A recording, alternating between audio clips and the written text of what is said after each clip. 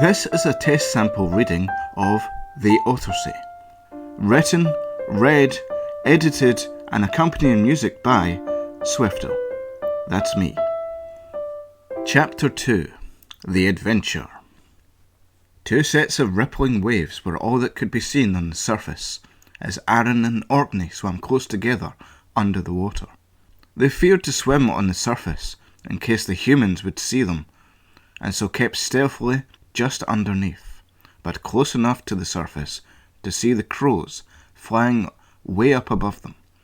Aaron was still scared and untrusting of the crows, but Orkney was enjoying swimming into new waters. He was too caught up in the excitement of adventure to realise the terrible risk that they were taking. They followed the crows closely, and the crows in turn made sure that the little ripples of water were always beneath them. Now in the heart of the human nest, the noise of the machines the humans made was almost overwhelming. The awful, speeding noise machines drove on the surface of the water by their spinning propellers. The waters here were dark and oily, and the otter pups didn't like it at all. They wondered how such creatures could live with such filth in their waters. Coll and Tyree circled about a bit before resting on the water's surface. Aaron and Orkney floated up and popped their heads out of the water to talk to the crows. "This is it, young pups," crowed Tyree. "Yes," said Coll. "That big thing in the water there, that's what they call a fishing boat. There are lots of fish on it. Why don't you two climb up there and grab some of the fish while the humans are not looking?" "But I thought you were going to take the fish while we distracted them in the water," Aaron argued. No, it will be easier for us to fly around and make the humans look up to the sky while you two climb onto the boat and take your share." Again, Aaron was unsure about this plan, but again Orkney was too swept away with the excitement of it all to think about how foolish he was being. He pushed his little sister onwards and made for the boat. Meanwhile, the crows went up into the sky and started to circle about and squawked at each other happily. Aaron and Orkney found a rope and quickly climbed up it onto the boat. The otter pups gasped with amazement when they saw the giant, shining, silvery pile of fresh-caught fish sitting there on the boat, just waiting for them to dig in and take their share.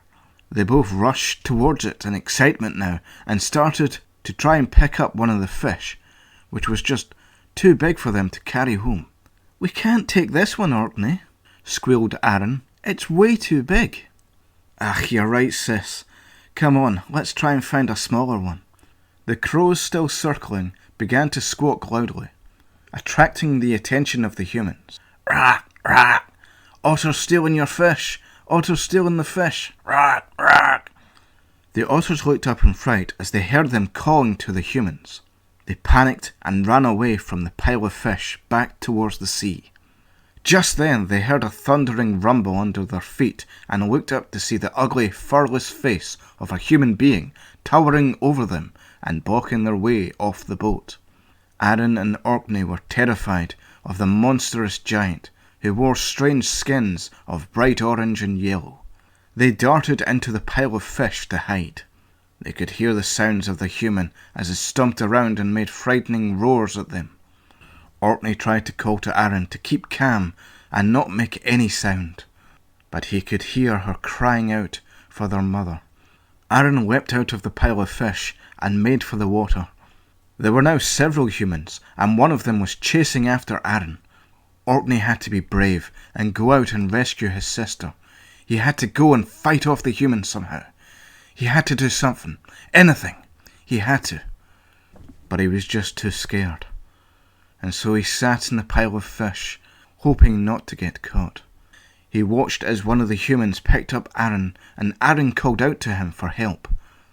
But little Orkney was just too scared to move, and so hid in the pile of fish until the noises had died down. He wasn't sure how much time had passed since he had last heard his sister call out to him, but Orkney was sure that it must have been safe to come out now, as the stomping of the humans had stopped. He popped his head out and looked around, sniffing the air to make sure. He could smell that the humans were not too far away, and so quickly, but as quietly as he could, he crawled back across the deck and slipped unnoticed back into the water. He was free from the humans, but at what cost? He had let his sister get caught, while he sat and hid like a coward.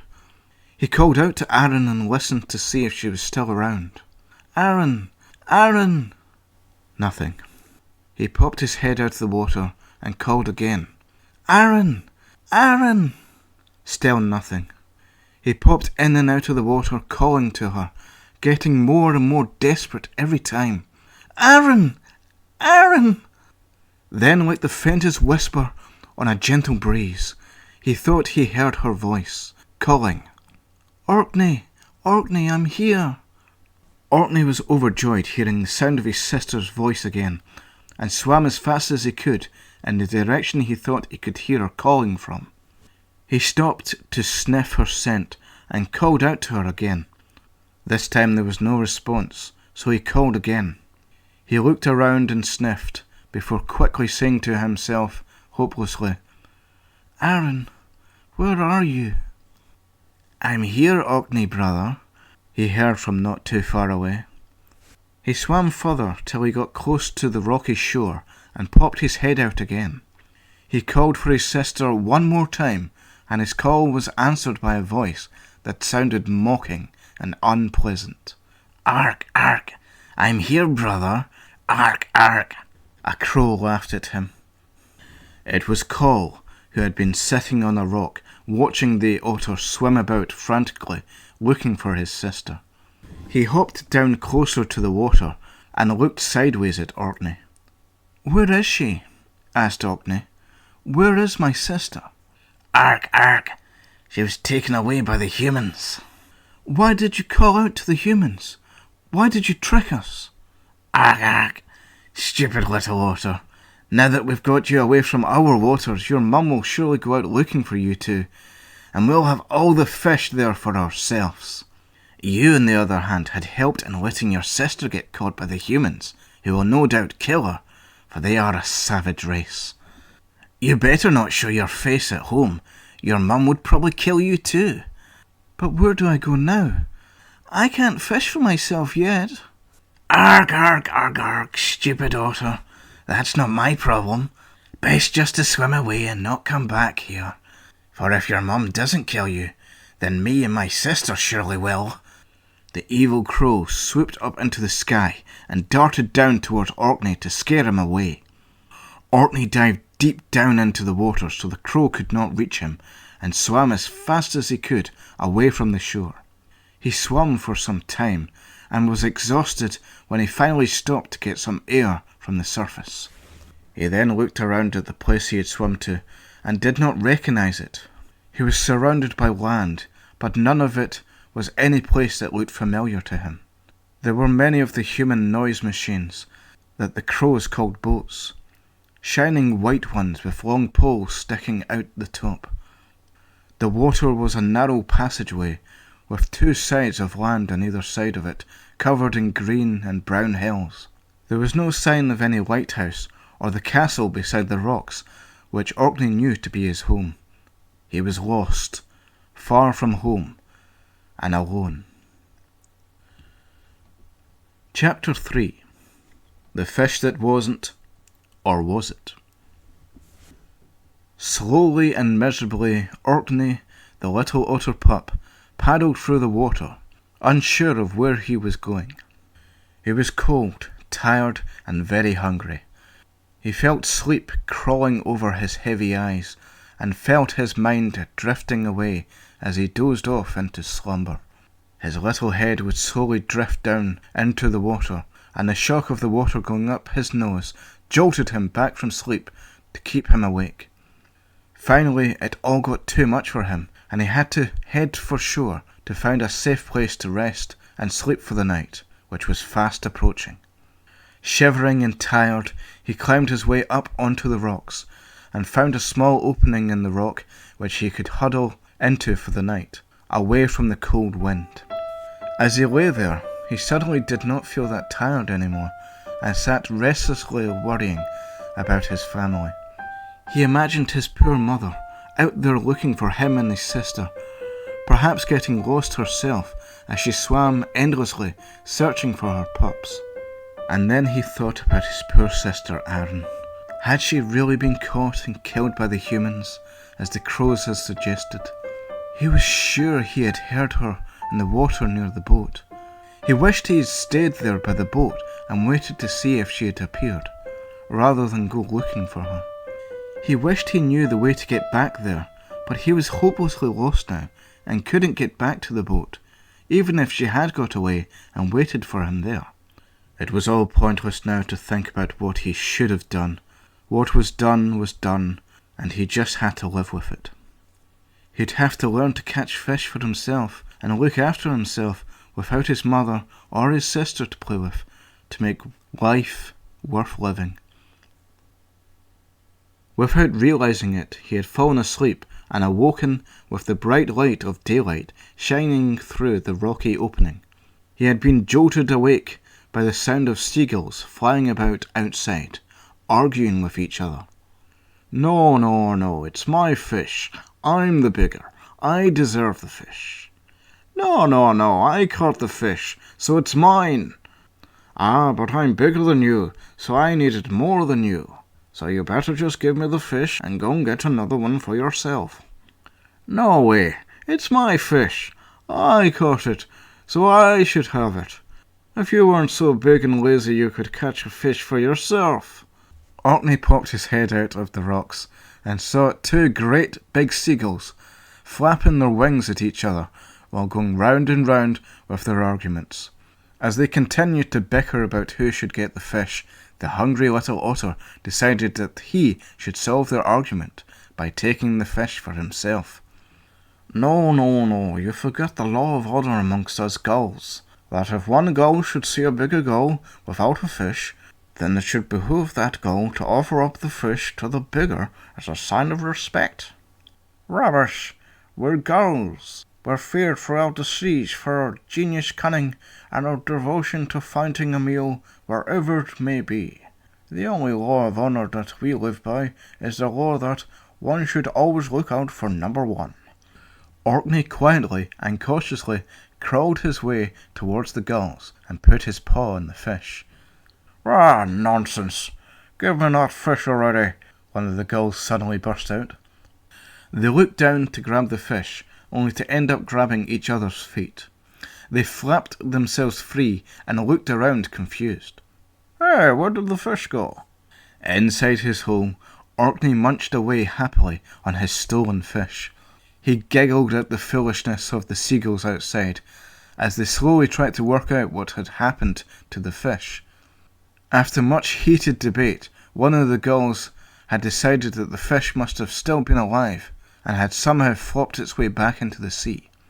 The other gull, however, was adamant that there had not been a fish there in the first place, and that they had both slipped through a rift in the space-time continuum into an alternate reality where they had not caught the fish, but still remembered doing it somehow. When Orkney had eaten his breakfast and was quite satisfied with his meal, he slipped out of the rock and leaped into the water. The seagulls were still arguing. By now they had moved on to the subject of quantum probabilities and fish sentience, and had been so engaged with their conversation that they had not even noticed Orkney diving off the rock. Orkney swam on his belly, looking backwards as he floated away. "Bye, guys. Thanks for the fish," he called out to them. "Huh? Oh, no worries, mate," one of the seagulls called back to him. "Who was that?" the other bird asked. I don't know. I thought he was a friend of yours." "Nope, not one of mine. Unless..." "Unless what?" "Well, what if he is one of our friends? Due to the distortion of space-time, he only exists in this timeline, but we don't remember him, 'cause he didn't exist in the reality that we originally came from." "Oh, I never thought of that. On the other hand, though..." "What?" "What if he was just a figment of our shared imaginations, and all this talk of space-time warping realities has frazzled our brains?"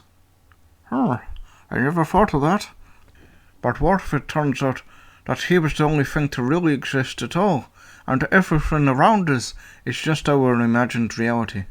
Or what if, in truth, we are imagined as well, and we exist only as beings in someone else's imagination? Oh, blimey, I never thought of that. Little Orkney swam away, happily full of fish, and left the two girls to ponder on their existential crisis. Chapter 4. How to Fish. Little Orkney swam and swam and swam so much until he felt exhaustion take over his body and he could swim no more. He swam to the shoreline and rested there on a beach of thin slate rocks. He found a deep dark pool next to the shore and peeped over the edge of it to see if there was any fish. But all he could see was his own reflection looking back at him. He was really hungry, but he didn't have the confidence yet to get back in the ocean and try fishing for himself. He had watched his mother do it before, but he was still not sure he knew how. He stood up on his hind legs and looked around while sniffing the air. He saw those strange things that humans lived in, which the humans called houses. They were white and had smoke coming out of pipes that shot up into the air. They called them chimneys. Flowers grew around some of the buildings, and the sound of people could be heard as they went about their day inside and outside of their houses. All this was very odd and interesting to the little pup, but it didn't help take his mind off his rumbling belly. He was starving now and really wanted a nice fresh fish to eat. He looked again into the pool and saw nothing but his reflection. Only this time there was something a little bit funny about it. He looked at it again and saw that the water where his reflection had been was moving with the ripples of something that had disturbed the water. He gazed at the rippling water intently, waiting for it to settle again, in the hopes of seeing what was so odd about his reflection. Slowly the water settled, and there he could see his face again, only it wasn't his face at all. This startled Orkney, who squeaked in fright. His reflection poked its face out of the water and squirted water at him. Then it laughed at him. Orkney now knew that he was looking at another otter pup like himself. "Hello," said the strange new otter. "Who are you?" "My name's Orkney. Who are you? Are you the same as me?" "Of course not, silly little pup. I'm Iona. I'm an otter like you. Only I'm a lot smarter, by the looks of it." "That's not very nice." Iona got out the water and hopped up over to Orkney. She was still a young otter, but she was quite a bit bigger than Orkney. "You're so small, little Orkney. I'm surprised you're out here without your mummy." "I'm not small. You should see my little sister. Besides, I'm big enough to take care of myself. I don't need my mum or anyone else for that matter." "Oh, aye. So have you caught any fish today, little one?" "What? Of course I have. What a silly question." "All right, fair enough, little Orkney. I didn't mean to hurt your pride. Tell you what, why don't we play a little game? Let's see who can catch the biggest fish the fastest. Ready? Come on, I'll race you into the sea." Iona leapt into the water and was away. Orkney was still aching from his long day of swimming and didn't much feel like getting straight back into the water again. Iona popped her head out of the water and called to him. "Come on, little Orkney. What's the matter? You scared you'll lose to a girl?" Annoyed, Orkney leapt into the sea and chased after her. Iona dove back down and raced away from him. Orkney couldn't believe how fast she could swim and was amazed at the way she dexterously weaved in and out so swiftly that he could hardly follow with his eyes. This was not at all like the games he would play with his sister. Iona was much too fast for him. He tried his best to follow, but she seemed to disappear into the depths, and Orkney needed to swim back up to the surface to breathe again. He got back up and took a deep breath. Everything seemed so quiet, and he wondered where she had disappeared to. He swam back to the little slate island and rested on the shore next to the pool. A moment later, Iona splashed up and a large fish flopped down beside him. It flicked his tail madly in Orkney's face, and Iona bit into its neck fiercely to pacify it. She then smiled and bobbed her head up and down while looking around at Orkney. "Where's your fish?" she asked. It got away." "You've never caught a fish in your life, have you, Orkney?" "Yes, I have. I caught one this morning, in fact." "Don't lie, Orkney. It's obvious you've got no fishing experience." "Well, okay. Maybe I didn't quite catch it the same way you did, but I still managed to get a fish all the same." "And how did you do that?" Well, I stole it from a couple of dumb seagulls." "You stole it? That's no way for an otter to behave. Did your mum not teach you anything?" "Well, no, not really. She didn't have the chance to." "Oh, I see." There was a slight moment of silence before Iona started to gnaw at the fish with her teeth. She bit the fish in two and offered one half to Orkney. "Here, take some of mine for now at least. You better learn to fish for yourself soon, little pup, 'cause I can't afford to share mine with you all the time." "Oh, thanks very much." Orkney was hesitant about taking it at first, but he was too hungry to argue. Iona smiled, then spoke to him again. Don't worry, little pup. Fishing's easy. Of course you have a good teacher here to show you how it's done. I'm the best fisher around these parts after all." The next day, after they had had a good night's rest, the otters were in a playful mood, and Orkney felt much better after the long, tiring 2 days he had just spent. He was hopping about happily and ready to learn from Iona how to catch a fish for himself. She dove into the sea and Orkney followed after her. She tried to resist her urge to speed through the water and slowed down to make sure that her student was following her every move. They dove down into the dark depths, and Orkney was slightly startled when a fish swam up and passed him rapidly. With great speed, Iona swam after it and managed to catch it in her mouth. She clung onto it and signalled to Orkney that there was another fish down below. Orkney tried to memorize what she had done, and as fast as he could, he ambushed the little fish and tried to grab it. It got away, and Orkney felt annoyed with himself. They swam up to the surface to breathe, and Iona, struggling to hold onto her fish, told Orkney to try again. Orkney didn't think he could do it, and complained that he was just not as fast as she was. Iona got serious with him, and told him to get back in the water and catch a fish, or she would leave him to die hungry. Orkney was furious at her, and dove back down into the water to look for where the fish had gone. He was so fueled by anger that he momentarily forgot his doubts and fears and darted straight down into the dark. He was so quick that the fish hardly had time to react when he caught one in his mouth and pulled it upwards towards the surface. He was so surprised by his sudden catch that he almost let go of it right there. He managed to cling onto it with his front paws and swam away towards the shore. He bounced out of the water with his catch, followed closely by Iona. "Ha ha!" she cried. "I knew you could do it." He really had done it. He didn't quite believe it yet, but there it was, lying on the ground, a big, shining, silvery fish. He bit into it and knew for certain now that it was real. Together the otters sat and ate their fish. Then later they went back in, and Orkney caught his second fish. After that they swam and played together until it got dark. They rested quietly in the gentle slate pool and floated together like two old friends, looking up at the dots of light in the night sky. As they floated in the pool in their own little world, Orkney told her about how he came to her island. He told her of his mum and his sister, and how he had been tricked by 2 nasty crows. He told her how awful he felt about his sister's fate, and how she may have been killed due to his own stupidity. Iona tried to comfort him, and told him that it wasn't his fault.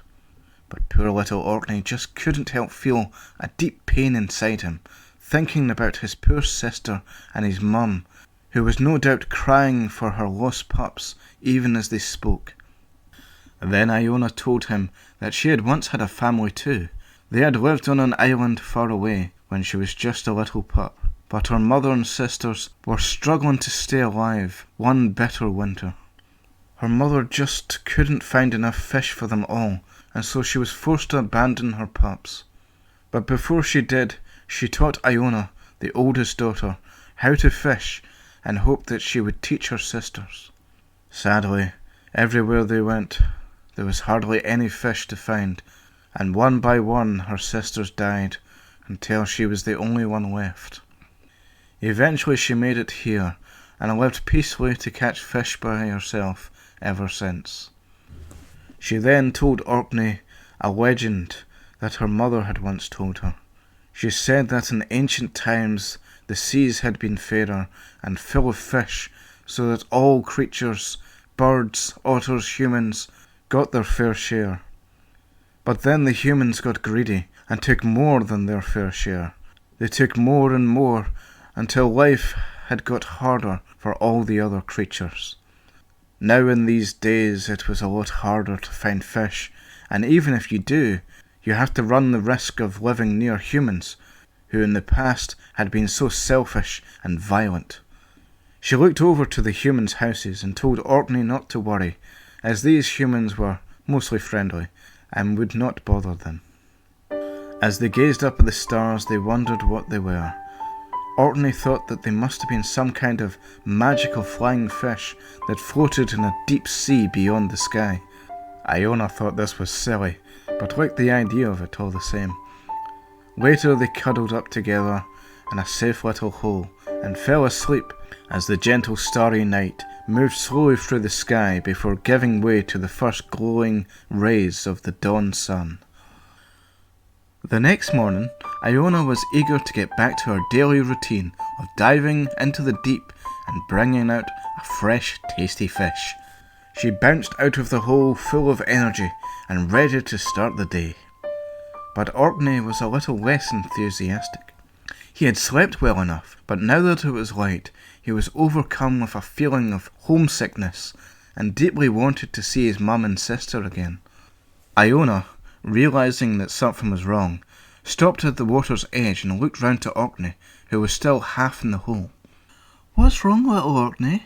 she asked him. I can't stay here, Iona." "What? Why? Don't you like me? Did I say something wrong?" "No, please understand.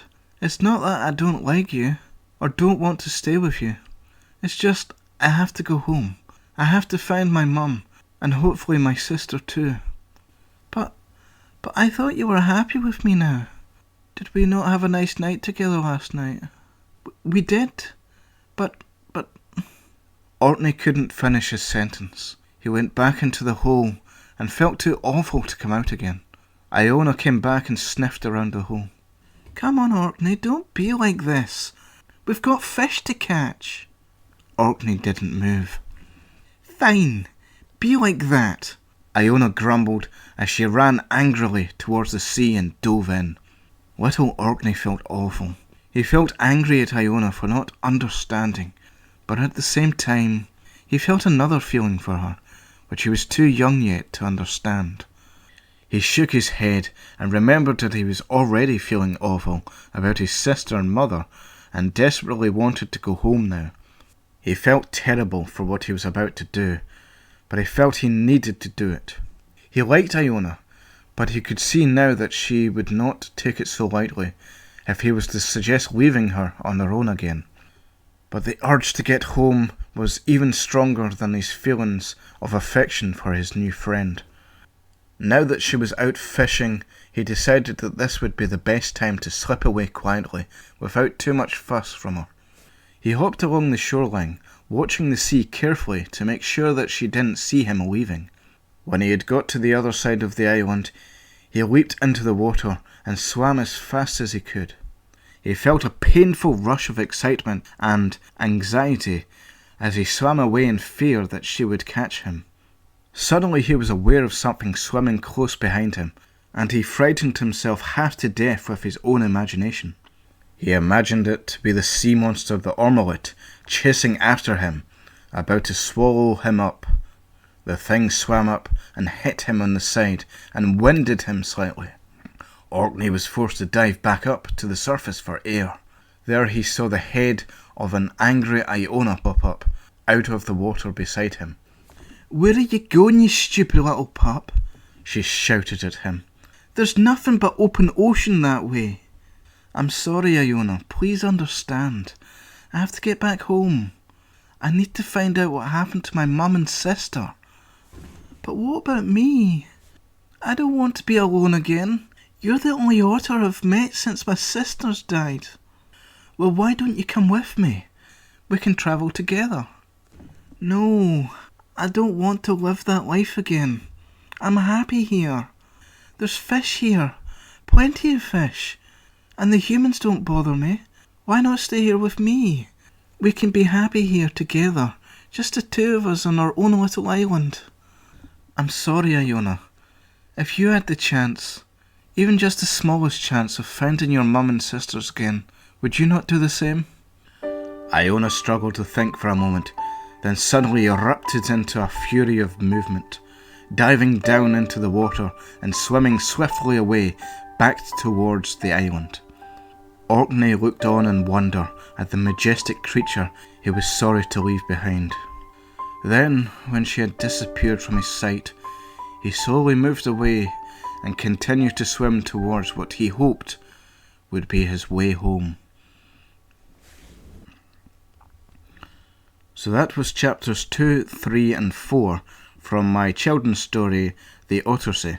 Let me know what you thought. This was just a test reading to try and see what sort of reaction it got from people, because I'm not really sure if it's something I want to continue with or whatever.